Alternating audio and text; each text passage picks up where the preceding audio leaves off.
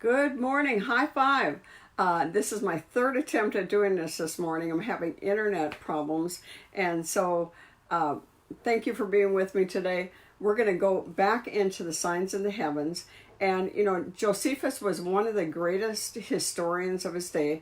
And he recorded about Adam, Seth, and Enoch, that they were given the understanding of the heavenlies. God kept them alive long enough that they would understand the entire mathematical pattern of the heavens. He wrote that they were the inventors of the particular sort of wisdom which is concerned with the heavenly bodies and their order. The heavenly bodies, you have the fixed stars, which are the constellations, and then you have the wandering stars, which are the planets.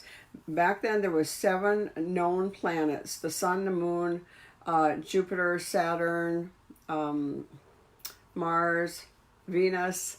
There's a couple. Let's just go on. Those are wandering planets. They have their own specific orbit, and if God needs them to change their orbit like they did when Jesus was born, yes, he will do that. And so they have their own orbits, but there are other wandering stars. There's the meteors, there's the comets, and there's the asteroids. And when we come into the book of Revelation, they talk about stars falling from heaven. It's not going to be the constellation stars. It's going to be the wandering stars. It's going to be like the meteorites, the asteroids, the comets that are going to be coming forth. And so each one of them have their order, and each one of them have their purpose. The book of Enoch, if any of you have ever read the book of Enoch was condemned by Constantine, and Constantine, he did not want that book, and so it was not allowed to be in the canon of the Bible. And but in the time of Jesus actually, he actually said some things from the book of Enoch. He spoke some things. The book of Jude, the 1st and 2nd Peter, they were not going to be in the canon of our Bible because they had so many references to the book of Enoch.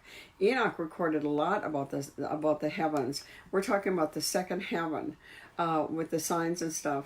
One of the things that is in our time, remember Jesus said it's going to be like the days of Noah.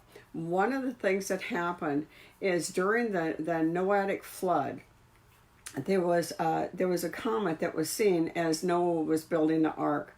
And I'm going to read this. According to what is recorded in the Seder Olam Rabbah, an ancient Jewish text, we might observe that the comet appeared at the time Noah began building the ark. It was probably the comet known now as Hale-Bopp comet. And so in 4,210 years later, after the Hale-Bopp comet first appeared with Noah, it appeared now, and it's one of the signs that we are in the time of Noah. And so in 1995 it was discovered by Alan Hale and Thomas Bopp, and it came into great view in 1997. And so that was one of the signs in the heavens that connects us to one of the things that we remember the most about the flood, the sign in the heaven, is that beautiful rainbow that God puts in the heaven. And it keeps promising us that he is never going to destroy the earth because with a flood again. And that's a great promise that God has given us in the heavenlies. Now, in the time of Abraham, Josephus records that Abram communicated to them, the Egyptians, the arithmetic, and delivered to them the science of astronomy. And that's found in the complete works of Josephus. Now, what God allowed Abraham, remember he went over there and he lied about Sarah, don't tell me you're my wife, you remember that? But God allowed him to go over there to give them the understanding of the truth about the heavens. See, Adam named every single one of the animals, but God named every single star. Every single star has it has a Hebrew name and an understanding. And so here, God allowed Abram to go over there because Abraham had been passed on the understanding of the signs in the heavens.